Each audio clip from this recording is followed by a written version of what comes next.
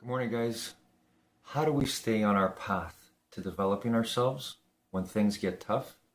Maya Angelou reminds us today to be courageous. And we have to remember that that is a choice. In the most difficult time, in the most difficult circumstances, when people, things around us are negative and they're not serving us, we have to be the ones to make the choice. Being courageous is a choice. We have to remember that. We're going to be afraid the rest of our life to do many things. But if we lose our ability to choose courage, everything will stop. Our development, helping those around us, being the best we can be, it all stops. Unless we get back up and we get in there and we fight with courage to continue on our path to help ourselves and each other. Have a great morning, everyone.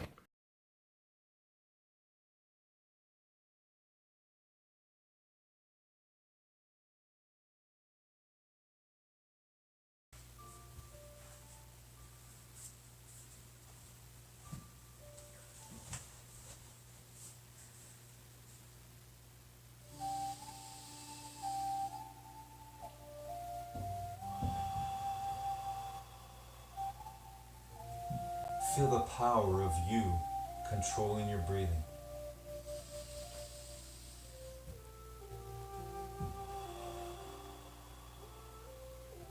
In through your nose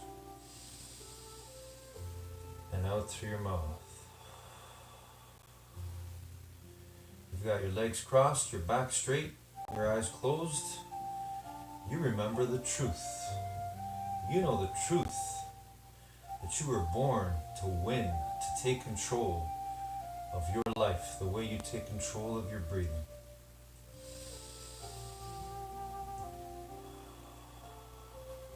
One breath at a time, one thought at a time. So let's do that right now. Let's see ourselves doing the best we can as we begin our day today in the best way possible. Winning the morning, winning our mind, and growing our minds and our bodies. And whatever we do. So right now, let's see ourselves doing the best walk we've ever done when that music shuts off. Right here, right where we are, right where we sit.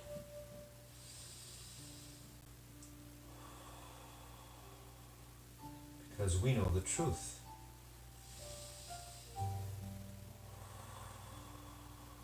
After all, we're made of truth. We're made of the same stuff the universe is made of. That's what makes you infinitely intelligent.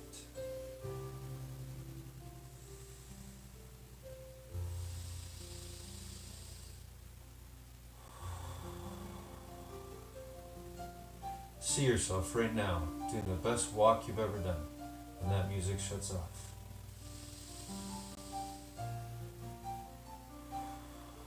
When that music goes off, you're going to win. You're going to make it real. You're going to make your dream, your vision real.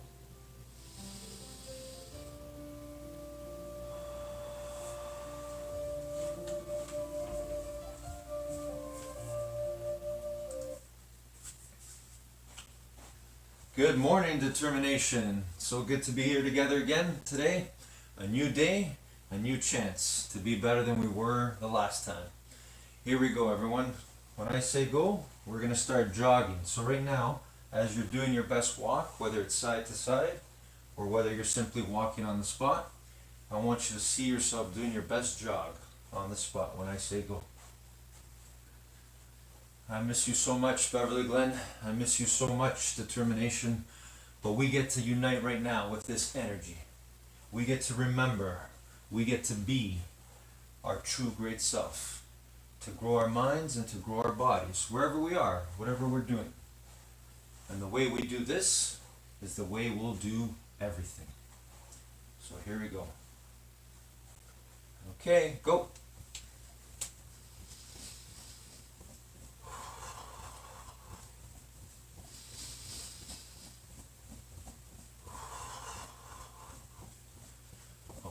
focus on your breathing.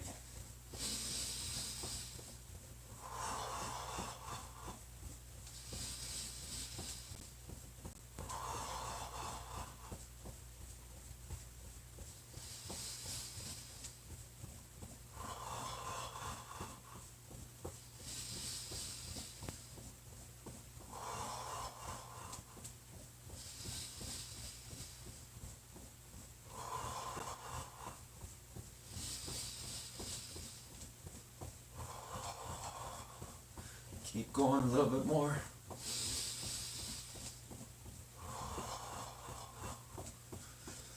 And stop. Okay, walking back to our best walk. Stay focused on your breathing. Remember, the way you catch your breathing, the way you control your breathing, is the same way you can control your thoughts and your feelings.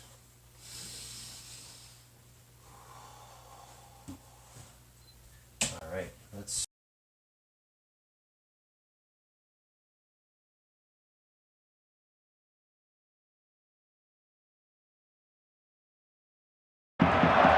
Boy, it's a chance for Messi. Galloping clear, it's another hat-trick.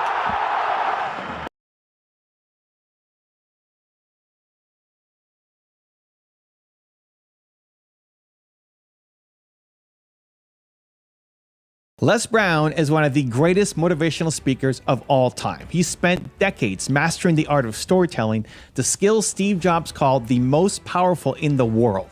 But Les didn't start with confidence. He was labeled educable mentally retarded before he was filling stadiums with tens of thousands of people hanging on his every word. In this session at my mastermind group, he opens up about how to craft stories that not only inspire, but also transform lives. If you've ever struggled to find your voice, this is a conversation that will help unlock it. If you've been here before, drop a hashtag Believe in the comments below so I can feature you here in a future video. And if you're new, welcome to Believe Nation, the only channel that helps you believe in yourself daily, one video at a time. Believe. Well, thank you for being here. Thank you very much for having me here. Les and I have been, I don't know how long we've known each other, for quite some time. And when I told Les about this event, he said, well, how important are these people to you? Are they like family? Are they just, I don't know what else you said, but I said they're important to me. He's like, I would like to come out and share and help. And yes. He doesn't leave the country that often, hop on a plane to come to Canada. No, I don't believe in working God overtime. No. So he's here for us, and I'm super grateful he's going to spend a couple days. And he was asking about the event, and I said, well, I could interview you on day one. He's like, well, what else are you guys doing? And I'd love to stick around. I was like, okay, we'd love to have you stick around too. So storytelling is super important. It's very timely that you're here. Our mastermind group, these members all have successful entrepreneurs. They have successful businesses. They're trying to grow their business and their impact. Everybody's got a story, a message. They're trying to make a bigger dent in the universe with their message. So even just starting off on that, what guidance do you have for sharing their story? One of the things that's very important now, and I want to thank you for your presentation. I learned so much this morning. Let's give Evan a round of applause for the information that he shared. It is the one area that allows you to make your life AI-proof. How many of you know people who are just afraid right now because of artificial intelligence? Raise your hands, please. Yes. And so the thing that, and Steve Jobs said it best. He said, the storyteller, most powerful person in the world. Evan, he told me a story about his mother and what he learned just watching her example of serving people. That stayed in my head. I asked him, I said, is your mother going to be here? I became a fan and then he wrote a book called Built to Serve. And he is an example of the kind of environment and the parenting style and her lifestyle that he bought into at a very early age. And so we know to be or not to be, that is the question. Who said that? Shakespeare, yes. Ask not what your country can do for you, but ask what you can do for your country. Who said that? JFK, yes. I have a dream. Who said that? You got to be hungry. Who said that? So here's what makes you AI proof. Number one, and write this down, please. When people listen to you one-on-one, small groups or large groups, one is they want to identify with you. People cannot identify with artificial intelligence. It's a scraper. Number two, they want to relate to you. People cannot relate to artificial intelligence. And three, they want a connection with you. And when you speak from your heart, you expand a person's mind and vision of themselves, and you create an experience. And this is what's so important in speaking, is to create an experience, because ChatGPT can provide the information. And what we know is that if information can transform people, everybody would be skinny, rich, and happy. Each of you, when you share your story, you have an energy signature, and people resonate with that. I have a friend of mine named Evan Carmichael. And ladies and gentlemen, I want to share something with you. How many of you had some moments where you talked to someone and they shared some things with you and it touched your heart? Raise your hands, please.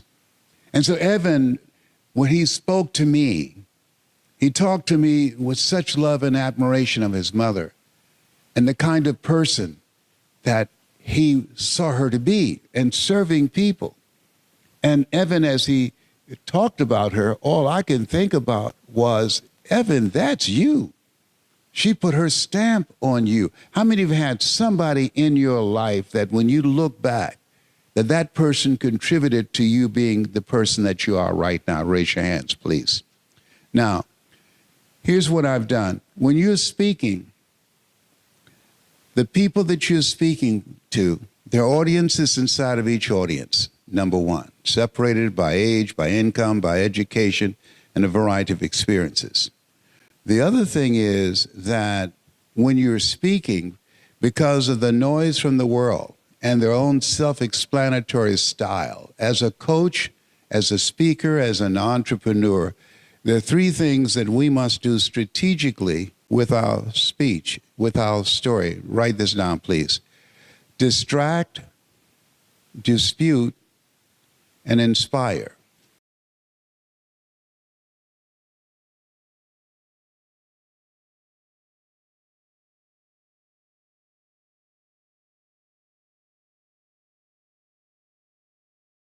Good afternoon, guys.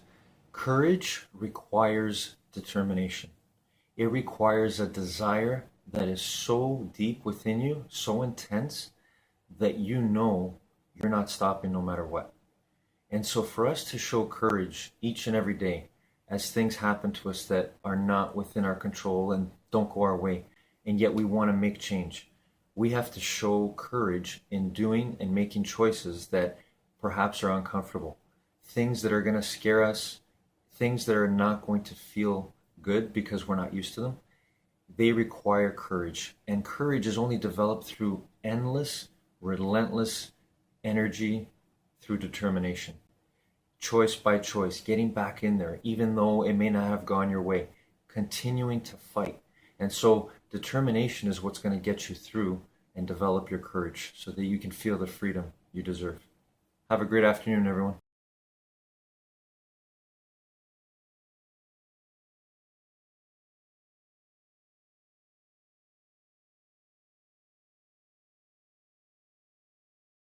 Start with some shoulder rolls forward. Let's do 10 forward.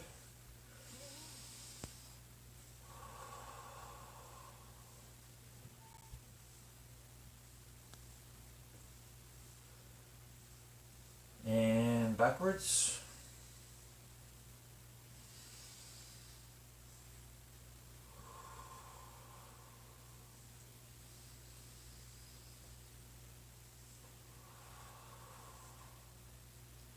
Okay, let's do some arm circles forward.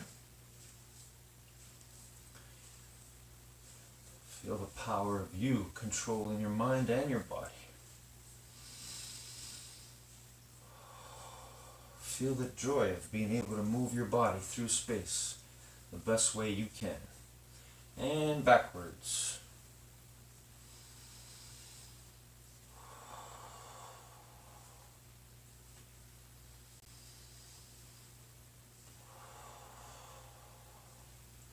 Okay, hands on your hips, bend your knees, and side stretch.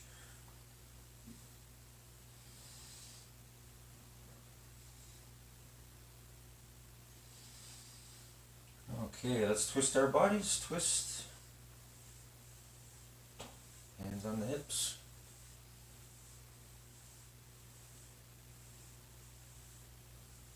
All right, and let's do 5 push-ups, everyone. 5 push-ups.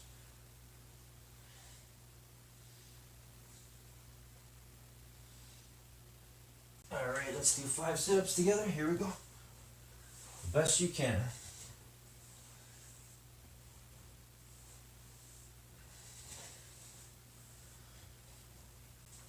Okay, and let's do 5 squats. Here we go.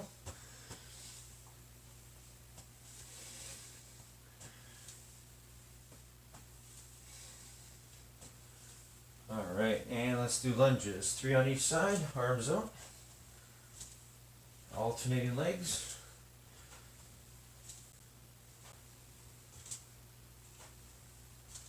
All right, good. And let's do 10-second plank. Belly's knees off the ground.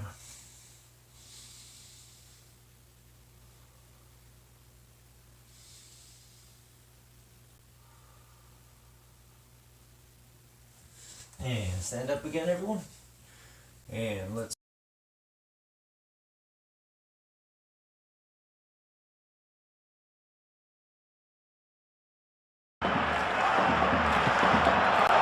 Slight deflection and in.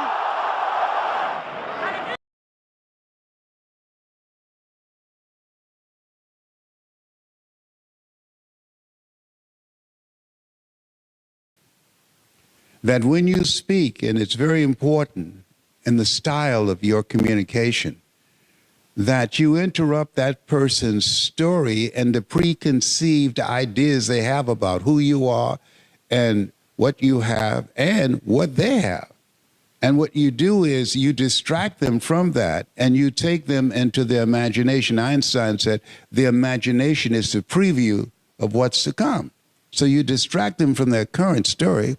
And as you present your story and the Red sees the things that you've overcome, that you dismantle their current belief system, their assumptions about life, and you inspire them to have the courage to become self-persuaded, to make a decision to take their lives in another direction. Chrissy was sharing me a story. She lost her husband and 3 children in a span of 20 years.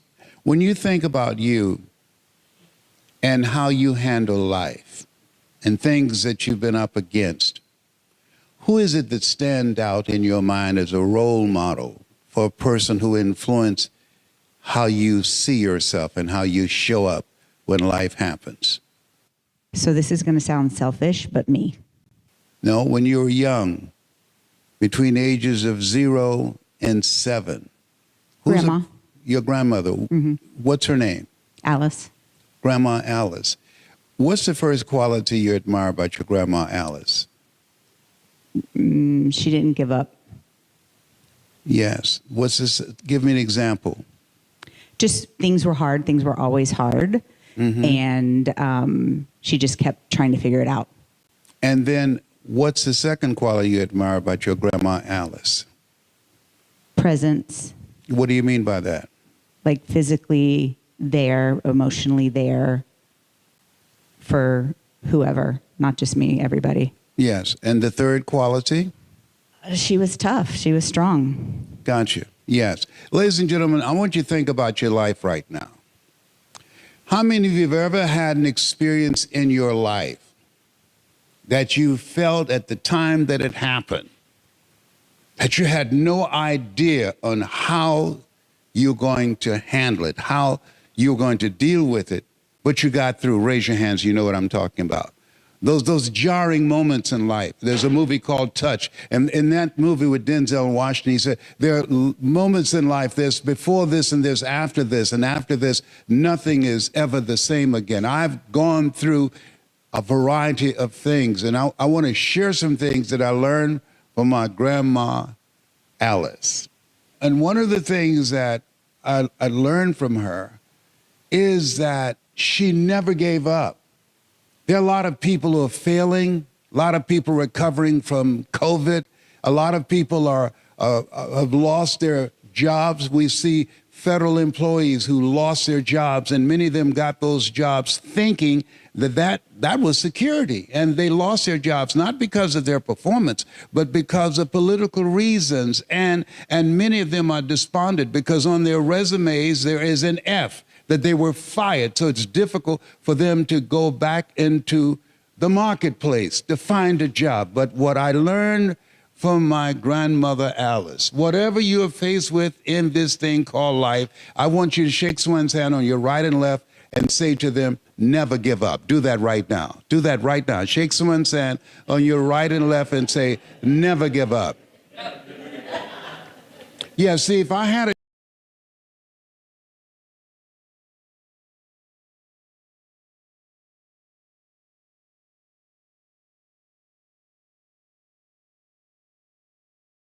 Good evening, guys. I want to share a story with you today to help us remember how hard it is to develop courage, but how possible it is too. And one necessary thing we have to learn to take in, and that is the fact that there's going to be a lot of negativity or a lot of rejection that we have to face as we grow on our path.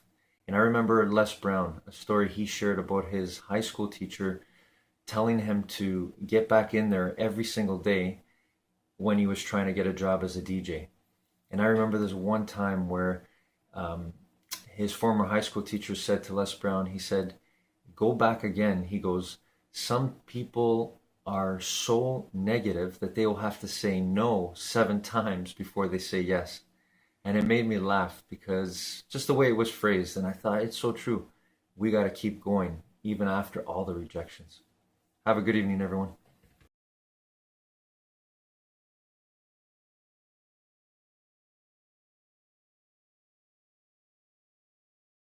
Let's reach for the ceiling on our toes, hold it there for 10.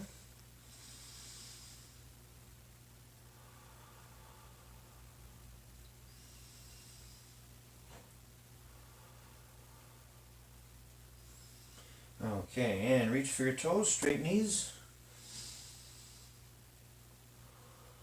Remember to focus and control that breathing.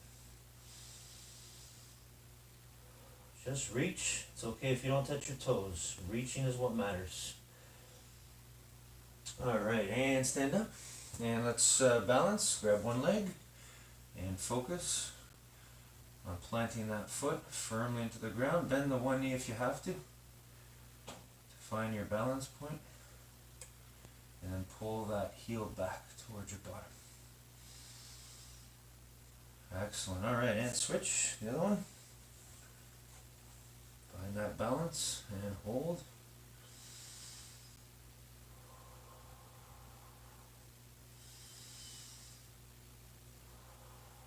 Alright, good. Okay, and now let's hug the one knee. Here we go. Bring that knee up. And again, find that balance. And hold it there. 10 seconds.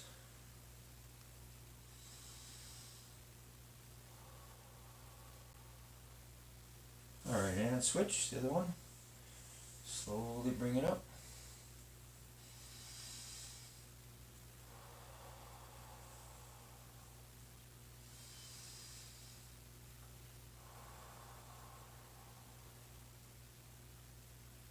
Alright, good job. Excellent. Okay. And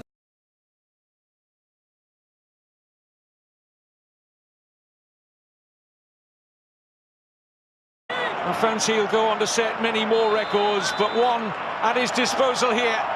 No mistake.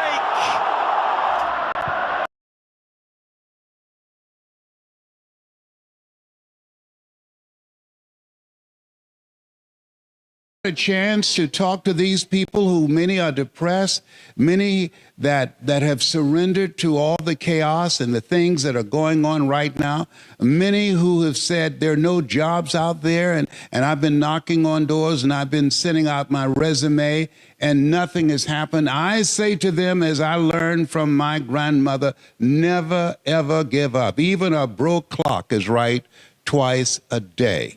Here's something else. As you look at your goals and look at your dreams, what's the second quality you remember about your grandmother? Presence.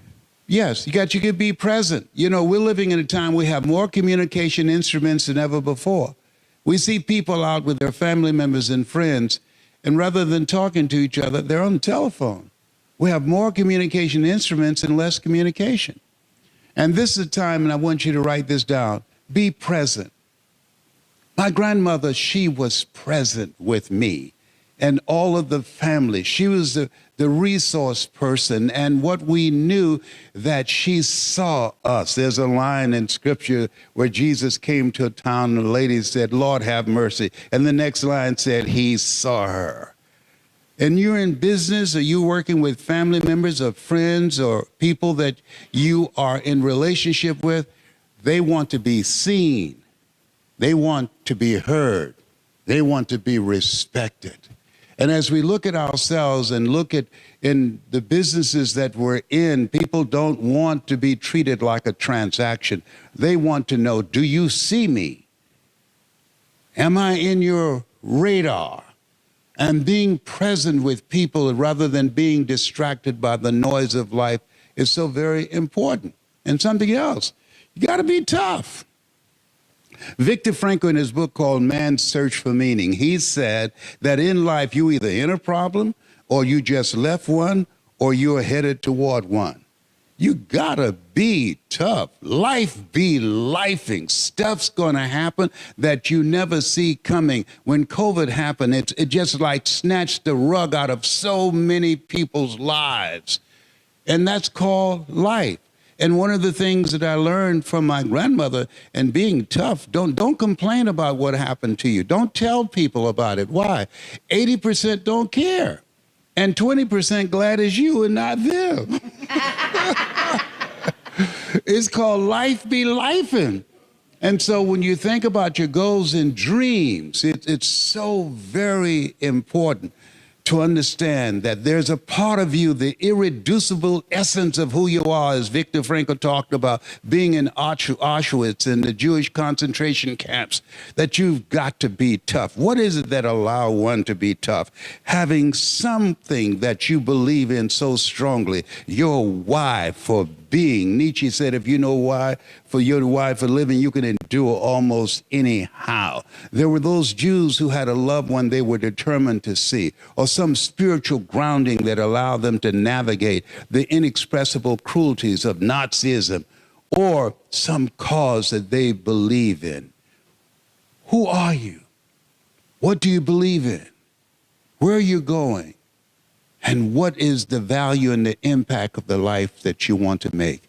I say that you were chosen to be here, to live a life that will outlive you.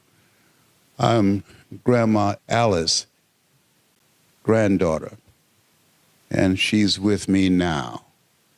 Follow the principles that I learned from her. A lot of wisdom. That's my story, and I'm sticking to it.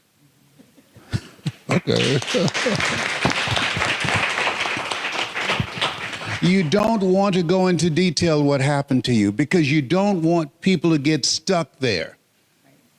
And you don't want people to feel sorry for you. The story and your being on stage is not about you. The key is to tell your story in a way that they see themselves in your story. And you don't want to say to them, if I can do it, you can do it. What you want to do is tell your story strategically so that they become self-persuaded. I can do what she did and going through this. Mm-hmm. Because your goal is not to go from the place of them believing. No. Corinne, she teaches a leadership course on knowingness. Belief is in the mind. Knowing is in your heart.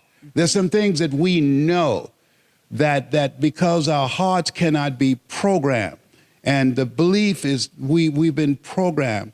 And because of our pre-programming, that determines the choices that we make. He knows about the value of service because he experienced that with his mother. Belief always evolved into knowingness. When you know something, that's in your heart. It doesn't require evidence. That's why we say, ye shall know the truth. Have the power to call forth those things that be not as though they were. And so when you come from that place, people respond. The universe bends in your favor. Write this down, please. Power, feeling, and convictions. We're living in a time where we're experiencing strategic chaos, weapons of mass distraction. It's done deliberately to keep us off-centered. It's not good for our mental health. And so what's most important in the midst of all of that, and this is what you did, you didn't focus on what happened to you. You didn't focus on the loss of your 3 children and your husband. You focus on, what am I going to do now? L.C. Robinson said, things may happen around you and things may happen to you, but the only things that really count are the things that happen in you. What are you going to do now, Christy?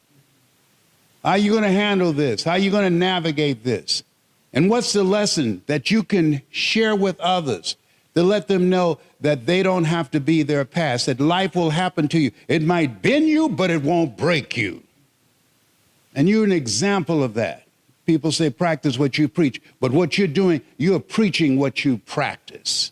There's a difference. And people say you can toss to the water, but you can't make them drink. But when you're strategic in how you share your story, you create a thirst where they want to drink. You want to create the want to factor. Well, I'm going to need to process, because those things that, that we went through with Grandma, those are definitely foundational. And I know that your foundation of how you respond to the world often starts in your childhood. But the things that I've learned from each of my children and my husband in the way that they presented in their purpose in the world, so I'm processing what you're saying of making it a story, a positive story on the impact that they had on me, the things that I learned from them.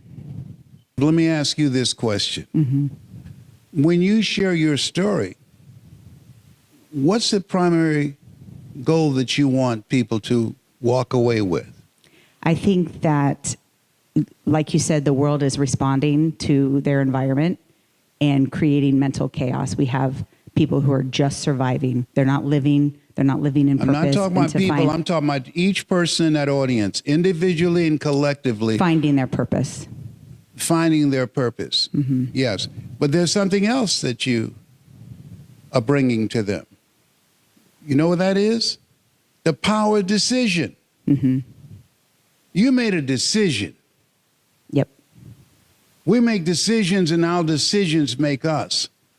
I know a guy who lost his daughter. You've lost 3 children. He lost his daughter. Mm-hmm. Every year around the anniversary of her birthday, he goes on a drinking binge. Mm-hmm. He doesn't serve his clients. He doesn't show up in court because he's living in the past. He's focused on the loss. You made a decision that I'm going to turn this pain into purpose. That's the title of my book. What? Pain to Purpose. Yeah, so there's a coincidence is God's way of staying anonymous. Okay, thank you. So you made a decision. Yeah. Then I'm going to go and help other people. When things happen to us, you can become angry or you become bitter. You could be pissed off with God. Why dare you? Why would you do this to me? Mm-hmm. You decided I'm not going there. Well, I went there for a little bit. All of us do. You have to wrestle with God sometimes. Yes. Yep. I went there when my mother died. Mm-hmm. How could you take her, God? Mm-hmm. She raised 7 children she didn't give birth to. Mm-hmm. Why would you let her suffer like this? I never saw anyone die but holding my mother's hand. I remember praying, but God, take it off her, give it to me. Mm-hmm. She doesn't deserve to suffer like this. I was angry. And then I read a scripture, Shadrach, Meshach, and a bad Negro. And they said to Nebuchadnezzar, oh, Nebuchadnezzar, my God is able to deliver us. But if not, we still won't bow. And I decide, God, I know you can save my mother, but if you don't, I will not bow to anger or depression. I will not bow to focusing on the loss. I will focus on the value and the impact that she made in my life. And I am her legacy to go into the future. And I know that she will always be with me.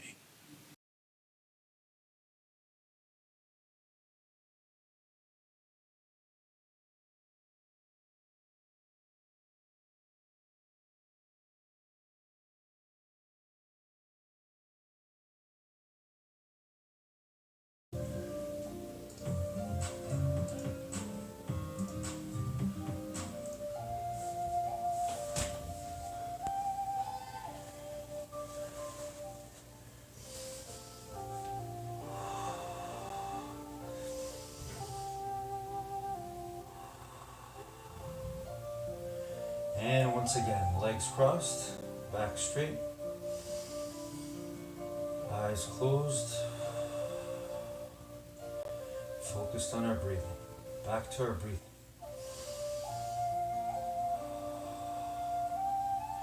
That powerful force keeping us alive, keeping our energy flowing.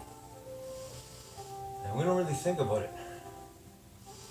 We never really attempt to control our breathing, most of us anyway.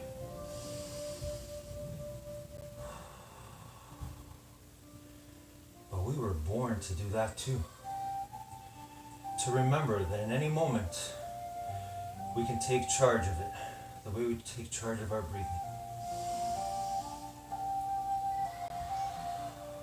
Same way we take charge of our mind, our thoughts. So reflect back on today. How did you do? Are you satisfied with your work ethic? Are you satisfied with your determination? Did you use it in its fullness, its beauty?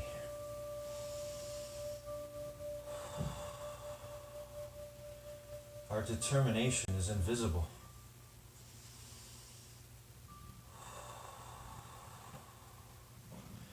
We cannot put our finger on it. We cannot see it, but it is there.